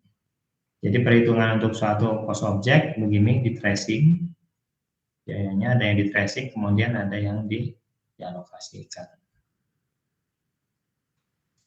Nah, ini tabelnya untuk tarif yang tadi ya. Untuk aktivitas desain itu tarifnya 4.500 per square feet, kemudian setup molding mesin $150 per setup hour dan seterusnya. Nah, ini perhitungan total biaya ketika kita menggunakan pendekatan ABC. Ya, praktiknya sama atau konsepnya sama, ya. Kita tracing yang bisa kita tracing dan kita allocating untuk yang tidak bisa kita tracing. Tadi berdasarkan aktivitasnya. Yang kita tracing di sini ada direct material, direct labor, sama direct mold cleaning and maintenance cost. Ya, masing-masing biayanya berapa sini? Untuk yang simple land 1.845.000, sedangkan untuk yang compact land 1.220.000. Nah, sekarang yang indirect cost biaya tidak langsung kita alokasikan. Kalau menggunakan EBC alokasinya tadi ya sudah ada tarif, tinggal dikali jumlah aktivitas, jumlah dasar alokasi di masing-masing aktivitas. Misalkan di simple lens ya, aktivitas desainnya itu ada berapa square feet nih? 30 ya, yang S3 30 square feet. Maka alokasinya adalah 30 dikali 4.500. Ya, 135.000. Sedangkan untuk yang complex lens itu 74 square feet ya. Sehingga alokasinya adalah 70 dikali 4.500, 315. Kemudian untuk setup molding machine itu yang simple lens itu ada 500 jam setup, sehingga alokasi overhead setup cost-nya adalah 75.000 ya. Sedangkan untuk yang CL5 ya itu setup-nya ada misalkan 1.500 jam. Jadi 1.500 dikali 50 tarifnya. Dan seterusnya ya, begitu cara menghitung ya. Kemudian di akhir kita jumlahkan semua total yang dialokasikan berapa ya, dijumlahkan lagi dengan total yang di tracing tadi. Yang di tracing total berapa, yang dialokasikan berapa, total biaya berapa. Nah, hasil akhirnya begini. Jadi kalau kita bandingkan antara metode yang simpel tadi dengan metode EBC,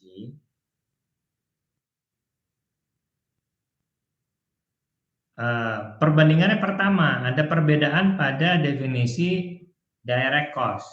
Ya, direct cost di simple costing cuma ada 2 kategorinya, ya, yaitu direct material dan direct labor. Sedangkan di EBC bisa muncul beberapa atau satu jenis direct cost, misalkan sini direct mold cleaning and maintenance labor ya, ada biaya yang bisa kita tracing. Ketika kita menggunakan EBC kita bisa membedah, bisa nanti ketemu ada biaya yang selama ini dikategorikan tidak langsung menjadi biaya langsung. Kemudian yang kedua, perbedaan antara yang simple sistem dengan yang EBC adalah di total direct cost. Tadi ini udah ya. Kemudian indirect cost pool. Kalau yang tradisional satu pool, sedangkan kalau EBC di sini contohnya ada 6 ya, ada 6 aktivitas. Jadi poolnya ada 6.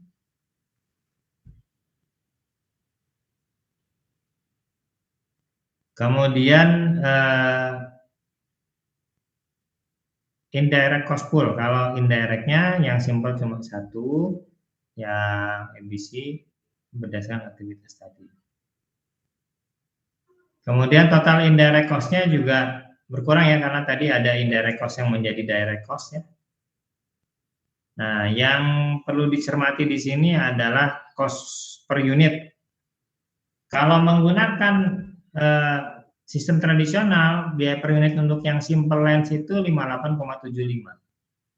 Sehingga ini nggak bisa dijual di bawah ini ya. Jual 55 nggak bisa. Sedangkan ketika kita menggunakan EBC, biayanya ternyata hanya 49,98. Kita bisa jual harga misalkan berapa? 55 ya. 55 masih bisa. Kalau menggunakan yang tradisional 55 ditolak sama manajemen, ngapain? dihargai 55 padahal biayanya kan 58 gitu kan, nggak mungkin ya. Kemudian berikutnya untuk yang complex lens itu sebelumnya di sistem tradisional biayanya cuma $97. Sedangkan kalau menggunakan EBC ternyata biayanya itu per unitnya 132 ya. Jadi bisa jadi konteks ketika menentukan harga itu di sistem tradisional karena biayanya 97 jadi dijual dengan harga 120. Padahal kalau menggunakan EBC itu harganya nggak 120 tapi bukan 132 tapi biayanya 132 kan, sehingga nggak mungkin dijual 120 karena artinya jual rugi. Harusnya untuk yang complex lens jualnya di atas 132 ya. Gitu ya. Kesimpulannya sebenarnya each method is mathematically correct. Jadi baik sistem tradisional maupun sistem EBC secara matematika itu sama, benar ya, secara matematika benar. Yang kedua, each method is acceptable, boleh ya, boleh digunakan, mau yang mana, mau EBC boleh, mau tradisional boleh. Tentu dengan pertimbangan tadi ya, kelebihan kekurangan masing-masing ya. Kelebihannya kalau yang tradisional, simple, sederhana, cepat, ya kan, murah. Kalau yang EBC ya berarti lebih akurat, tapi mahal, lama, rumit. Ya. Berikutnya, each method yield different cost figure, which will lead to different gross margin calculation, which may lead to difference in other dimensions, such as pricing. Jadi kedua metode tersebut, tradisional maupun activity based costing, ini hanya ada perbedaannya itu pada figur atau komposisi biaya. Total biayanya sama, mau pakai metode tradisional EBC total biayanya sama. Misalkan di ilustrasi tadi itu 2.385.000 ya total biaya overheadnya. Jadi biaya sama, cuma alokasinya berbeda.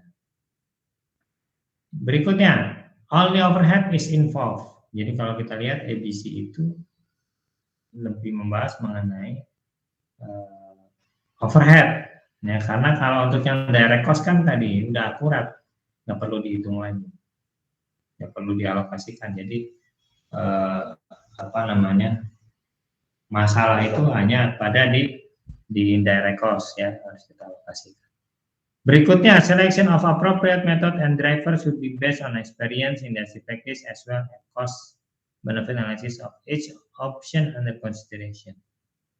Jadi pemilihan metode mana, mau tradisional atau EBC ya, itu juga harus bagus. Jadi percuma kalau pakai EBC tapi ngitungnya asal-asalan ya. Kalau pakai EBC kemudian dasar alokasinya nggak tepat juga nggak akan akurat, karena kan kita alokasi itu tujuannya adalah menetapkan biaya, memikulkan biaya pada cost objek secara proporsional, secara adil, secara akurat. Jadi yang konsumsi sumber dayanya besar, maka kita akan alokasi lebih banyak. Yang konsumsi sumber dayanya kecil, maka kita akan bebankan biaya lebih sedikit. EBC versus simple costing scheme. EBC generally perceived to produce superior costing ya. Jadi diasumsikan atau banyak dipersepsikan akan menghasilkan figur biaya yang lebih bagus daripada yang akurat, daripada yang tradisional ya.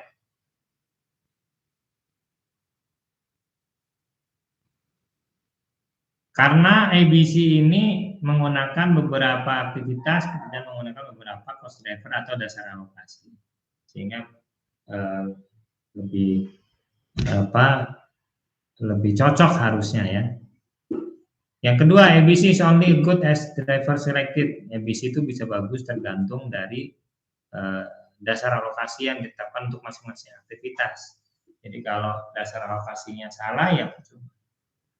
Berikutnya, using ABC doesn't guarantee more accurate cost. Tidak memberikan garansi biaya itu lebih akurat. Tergantung pada bagaimana mengerjakan ABC-nya, ya kan?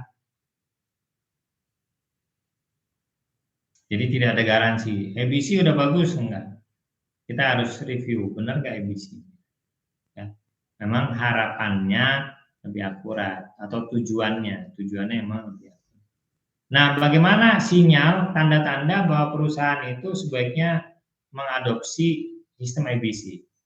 Pertama, ciri-cirinya, perusahaan yang significant amount of indirect costs are allocated using only one or two cost pool. Jadi kalau perusahaan itu punya jumlah biaya tidak langsung, jumlah overhead itu besar.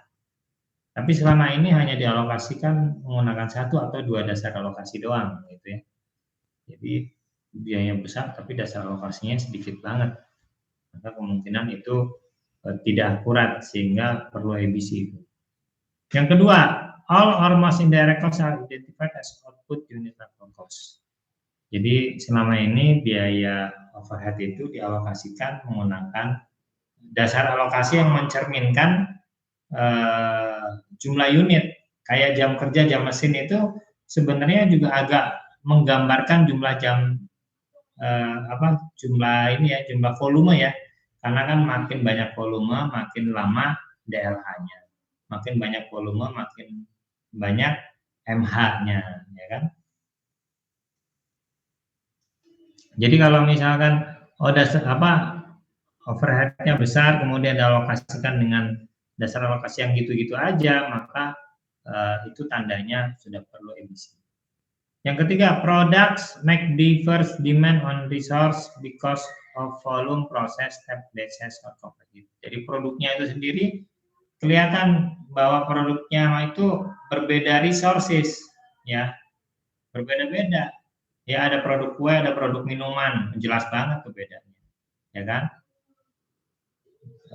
Jadi semakin bervariasi produknya maka lebih baik menggunakan ABC karena kan setiap produk nanti akan menggunakan aktivitas yang berbeda-beda. Produk makanan aktivitasnya apa, produk kue aktivitasnya apa, beda-beda. Sehingga perlu disesuaikan dengan masing-masing aktivitas. Berikutnya produk that company is well suited to make show small profit, whereas product that company is less suited to make show large profit. Jadi produk yang bagus malah maksudnya penjualannya banyak tapi labanya kecil. Dan sebaliknya, produk yang kurang laku misalnya marginnya besar ya, itu tanda sudah perlu. Jadi artinya ini nandain ada subsidi silang sebenarnya antara produk tuh ada yang subsidi silang. Ini kayak ada subsidi silang dia produk A sama produk B. Nah, tandanya udah perlu menggunakan ABC. Behavioral issues in implementing ABC. Untuk memantapkan implementasi ABC itu perlu beberapa tindakan atau perlu beberapa support ya dari manusia atau dari karyawan. Pertama dari top management. Top management harus mengawal, memimpin untuk implementasi ABC ini biar berjalan. Yang kedua, create guiding coalition. Perlu ada kerjasama koalisi antar manajer di seluruh organisasi itu ya. Jadi supportnya harus penuh. Yang ketiga, educate and train employees in ABC as basis for employee empowerment. Perlu ada pelatihan untuk para karyawan yang terlibat dalam implementasi ABC ini. Berikutnya, educate and train employee. Udah ya, 6 small short-term success as proof that ABC implementation is yielding result. Jadi perlu optimisme ya. Jadi kalau ada kemajuan nih profitnya setahun nih setelah implementasi jadi naik, nah biar pada semangat. Kenapa profitnya bisa naik karena keputusan pricing misalnya diperbaiki. Jadi produk itu ada yang terlalu murah, berarti dinaikin gitu ya harganya, sehingga dia menghasilkan untung besar ya. Produk yang selama ini jual rugi, di dibenerin lagi harganya sehingga dia menjadi produk yang untung. Berikutnya, recognize that ABC is not perfect. Nah, ini perlu dipahami ya bahwa ABC itu bukan metode yang sempurna. Ini metode yang dianggap lebih bagus saja sebenarnya ya, daripada sistem yang tradisional. Jadi masih perlu pengembangan ya, perlu pendekatan-pendekatan lain supaya hasilnya lebih bagus. Oke, itu pertemuan hari ini. Yang ini activity based management untuk minggu depan aja ya. Oke, sampai sini ada pertanyaan?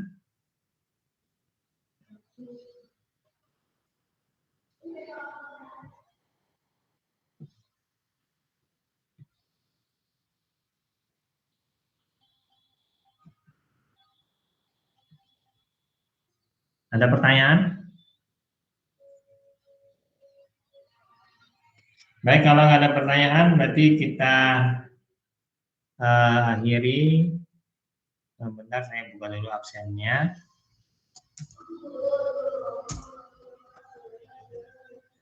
Silakan, barangkali ada yang mau nanya. Saya sambil nyiapin absen.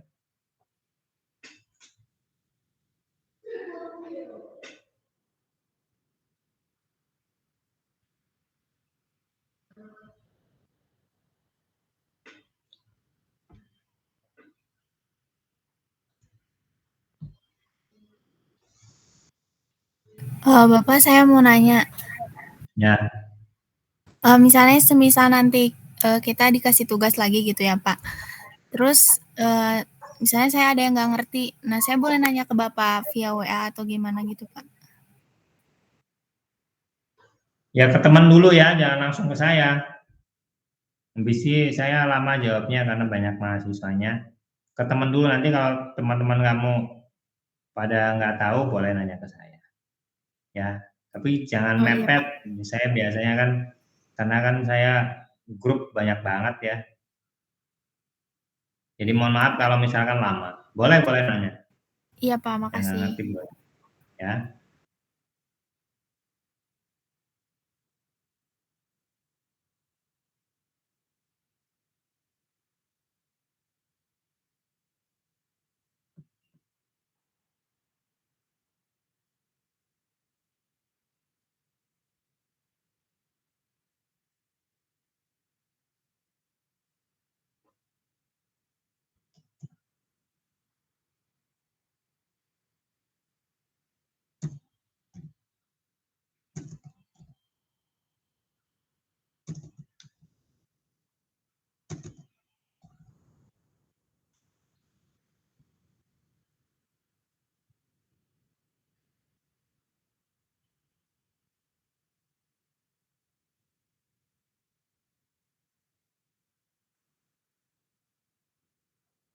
Oke, sudah dibuka absennya, silakan di absen. Ada lagi pertanyaan? Nanti ini saya kasih PR ya. Apa langsung sekarang aja ya dibuka ya? PR-nya langsung aja deh. Tulis ya. Buat kalian belajar nih PR.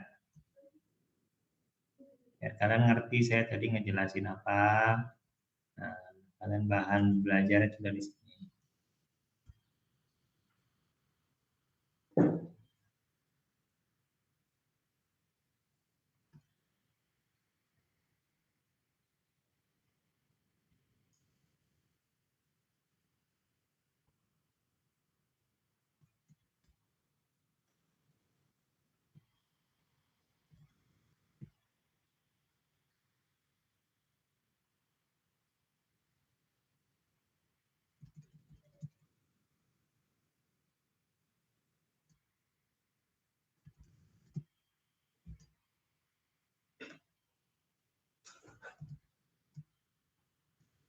Oke, kerjakan nomor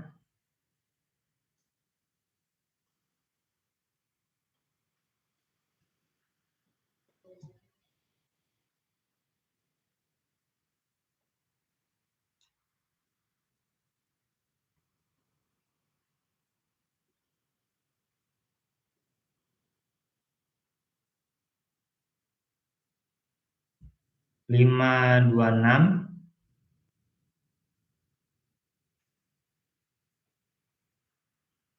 528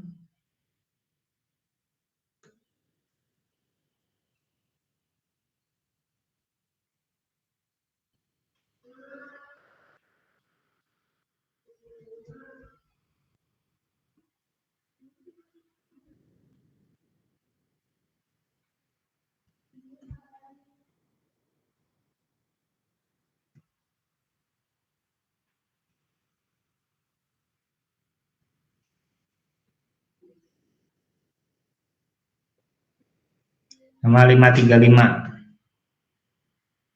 Berapa? 526, 28 sama 35 ya? Iya, Pak.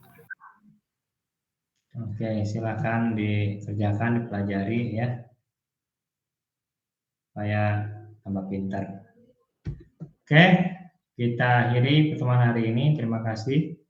Mohon maaf kalau ada kekurangan, kalau ada salah kata. Mudah-mudahan bermanfaat. Assalamualaikum warahmatullahi wabarakatuh. Waalaikumsalam warahmatullahi wabarakatuh. Terima kasih, Pak. Terima kasih, Pak. Terima kasih, Pak.